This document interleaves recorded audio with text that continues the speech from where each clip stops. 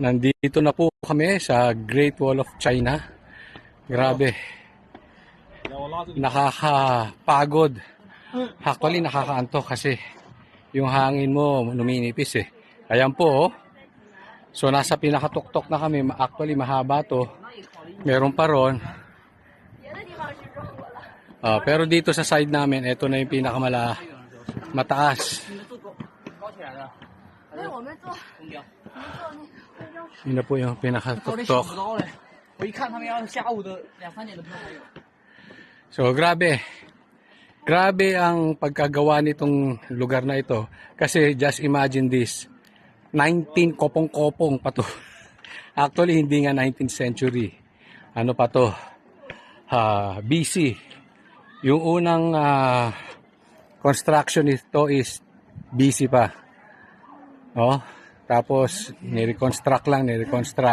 Pero kung titingnan mo, ganyan po sila. Ginawa ito to protect their territory, to protect their trade, to protect their countrymen. Pero sa atin, ipinamimigay lang ang Pilipino sa dayuhan. Kaya pansin nyo, ito ang tagal-tagal na nito. Kopong-kopong na. Pero tayo pinag-uusapan pa rin flood control. Walang kakwenta-kwenta ang ating issue sa buhay. Pinilit magkaroon ng Senate special session for the sake of waling-waling.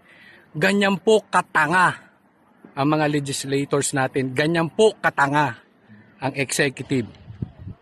Diba? Ito po ay hindi para ipagtanggol ang China. Ito po ay para magising na tayong mga Pilipino. Tinatarantado, sorry for the word, but tinatarantado talaga tayo ng mga politiko. Tinatarantado.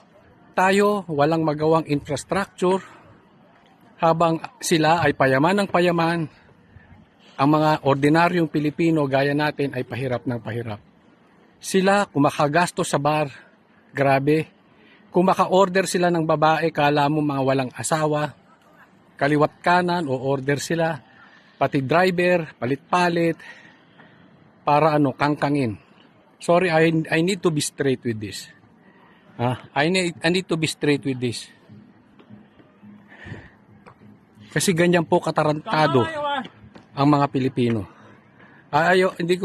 Ayoko talaga magbura, pero hindi naman po mura yun eh. Yung po ang ibig sabihin nun yung tarantado. Ganyan po tayo pinaglululoko. Madiin lang